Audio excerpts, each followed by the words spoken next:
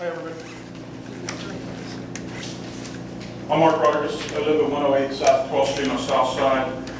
I am a parent, active in the community. 3 public service announcements. First day, the Summer Dreamers was today. We're having fun.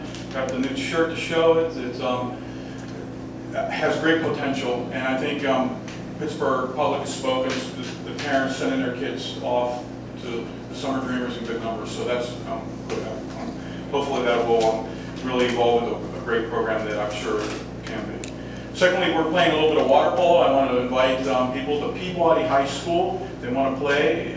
It's 10:30 to noon, Monday through Friday. So we're excited about that. We started playing some water polo in the city last year at the Hill and also at Shenley, and got it worked out. So we're playing at Peabody. And it's for boys and girls. So I want to really stress that. I coach swimming. It's a gender doesn't matter so much in there. The time matters. Thirdly, I've been appointed luckily to this task force on athletics. It sort of came out of this Title IX study, and I'm going to publicly state now my goal is to write a book related to how we can overhaul athletics.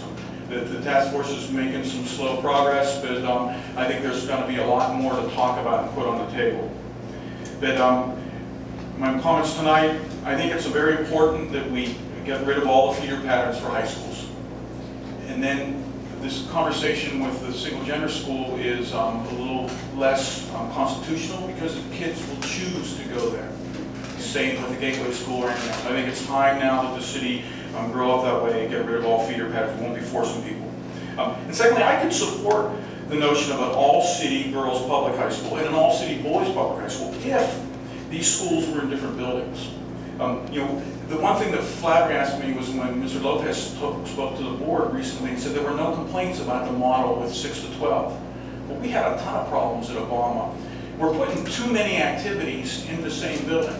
You got, in basketball, for example, middle school boys and girls teams, high school boys and girls teams, JV boys and girls teams, 6 teams in one. Then you throw in some wrestling matches or some off-season conditioning or some intramurals. It just doesn't fit. But if we had just one gender at Westinghouse or another gender perhaps at Reisenstein, that would be fine. And if all the people chose to go to those schools, and if they didn't, and if it was a bad idea, nobody would show up, and then we would know which schools to close. So I think we need to not try to put too much program. And the wraparound programs at Westinghouse is pivotal into the success of the whole programs. And you're not going to have any space to wrap anything around because the school activities are just going to absorb all the space. So we have to really separate the campuses on the boys and girls.